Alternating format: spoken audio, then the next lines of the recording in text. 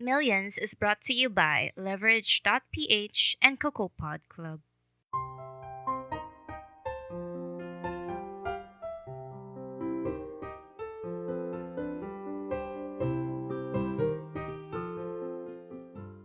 Hi everyone, this is Camille and this is Millions, an in-depth discussion of business and personal finance for millennials by millennials. So today we are going back to the topic, how to start your own business. Pero in another angle naman. Kasi, so we heard like medyo about the principles, the intrinsic stuff.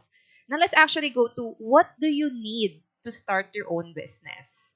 So joining us today is of course Francis. We have Hey guys, what's up? and we have Patrick What up? and Daniel.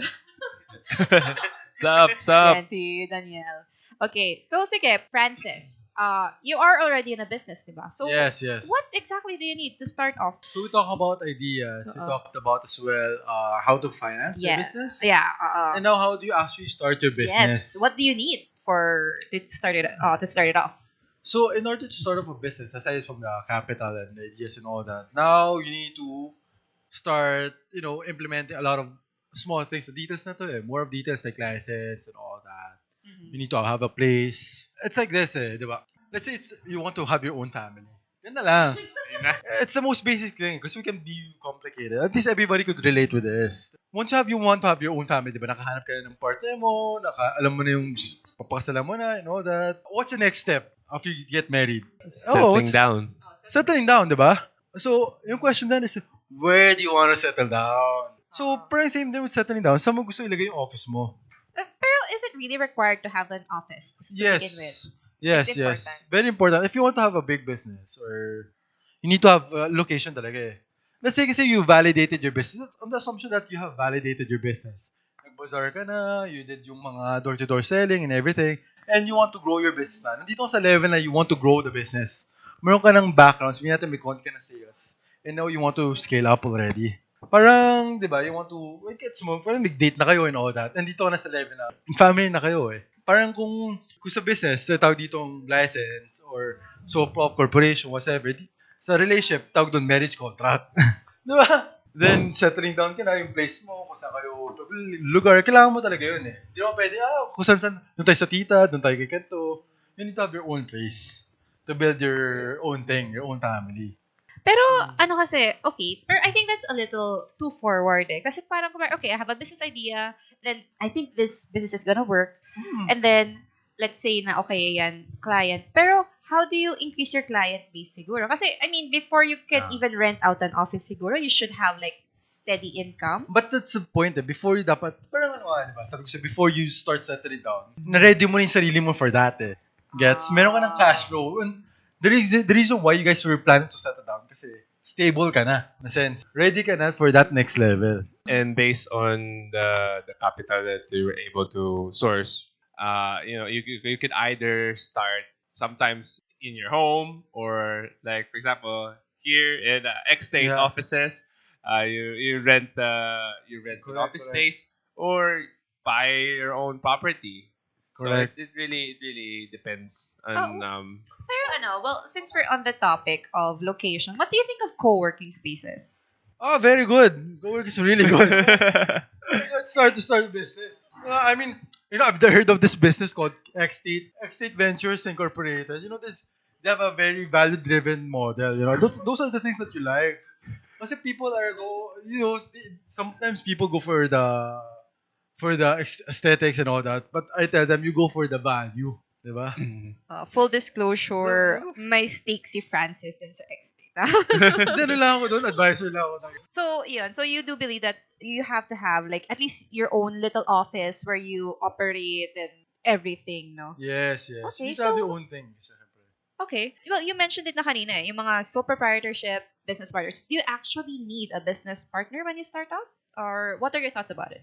Depends on the risk appetite or depends on who you're catering with. You're catering to as well. Kasi for some other business, you need to have partners talaga Like if it's a law firm or anything, maybe you need to partner up. If you need more capital, you need partners. But if you can do it solo, do it. You can do it as well. But in terms of, ito babalik tayo sa goal talaga What what goal do you have for your business. Okay, it's a matter of how do you get there. Like for example, let's put it to Uber's perspective. You want to go from here, let's say to BGC. Meron kang Uber Premium, may Uber Express, may Uber Hub. So there's many means of going there. The difference would be the cost of getting there. Diba? The first, sa Uber Premium, ganda ng kotse mo, mag-isa ka lang, pero you get there comfortably, control mo. Pag Uber Hop, maghihintayan pa kayo, mas konti cost mo, pero you get it economically.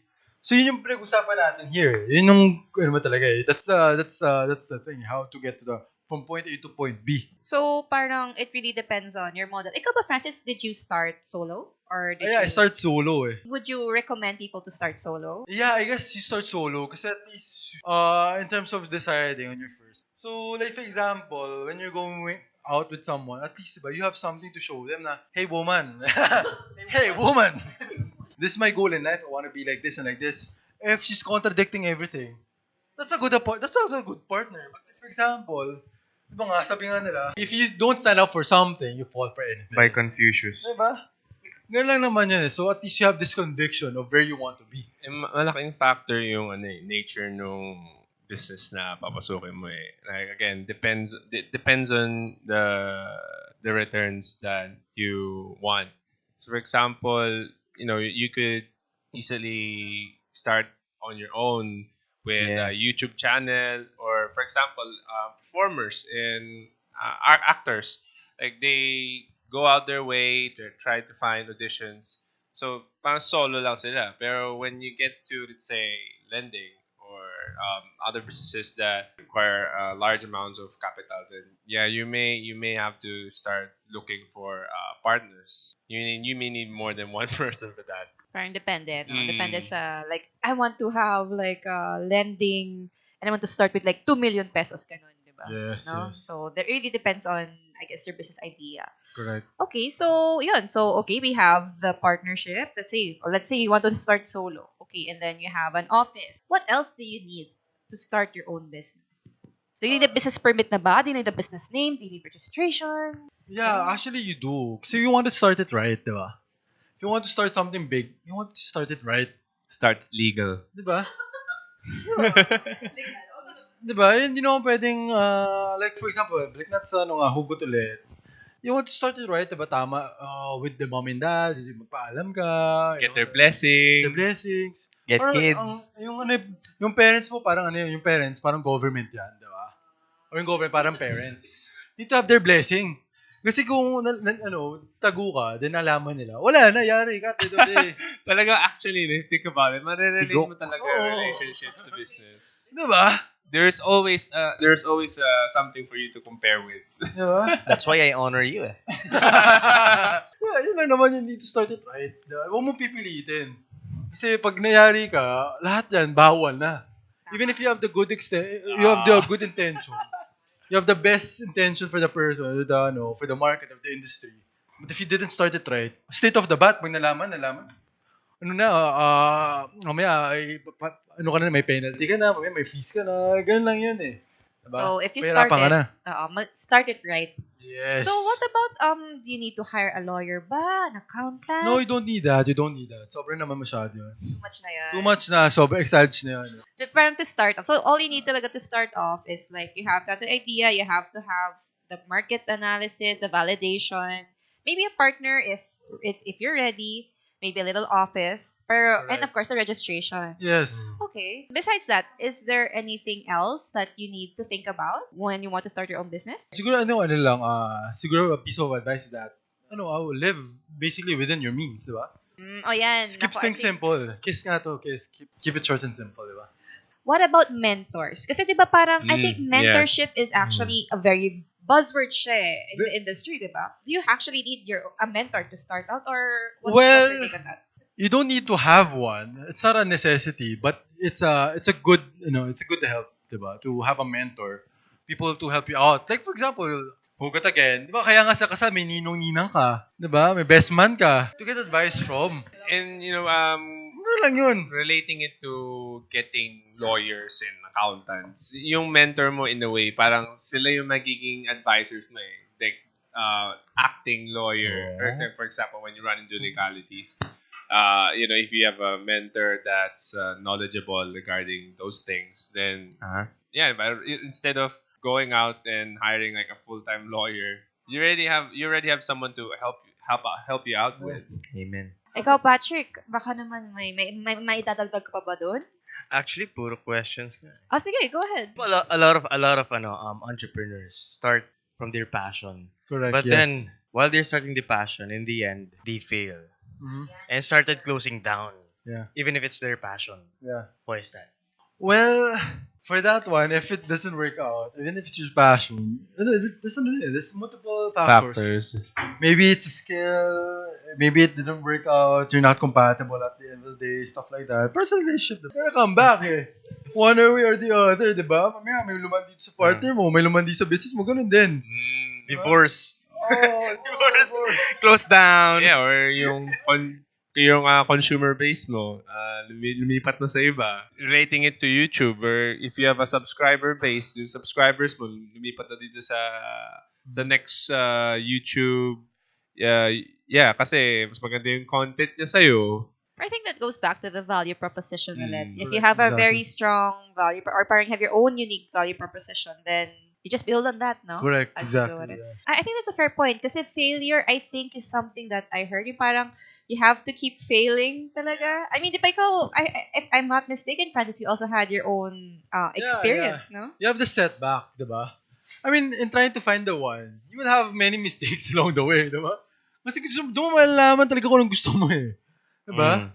Pag hindi ka nagkaroon ng mistakes, hindi mo alam kung ano talaga gusto mo. Parang, ito maasim to, ito matamis to. Di ba? Alat. Doon mo malalaman yun. Ito, bagong pitas. We're going back. So yun. So failure is actually a part, or making mistakes is actually a part of the whole experience. Correct. Okay. So ayan. So I guess I think we had a very fruitful discussion. A very family oriented discussion. Siguro to close na lang, do you guys have any advice for people who would want to start their own business? Sige, we start with Patrick na muna. Do you I have think you any- should take the risks. I think that's the first one. And for me, I think learn to cope. Because usually, a lot of people, when they encounter failures or disappointments, parang they can't rise up from it. Na talagang nahuhugot, nagpapadara na sila doon, nahuhugot na sila pababa, they stumble further down. So for me, if you encounter setbacks or there's some difficulty, just persist. When failure sometimes arrives, or when all these difficulties overwhelm you, doon ka na actually malapit dun sa goal mo or dun sa target mo. So keep pressing on. Right. Nice. Ikaw naman, Francis. Yun lang guys. Good luck. Good luck with the business. Nabigay na eh. Marami na rin nabigay na wisdom naman tong si Francis. I mean, whether it's about finding your first girlfriend, or forming your first family, or your business, diba? Marami na namang nabigay na share si Francis. So guys, thank you so much for listening. Alright. Thank you. Yes. We will have a different topic for everyone for the Yes. next episode. Don't worry. But thank you so much for listening, and we hope to see you in the next. Bye. Alright. Take care. Bye.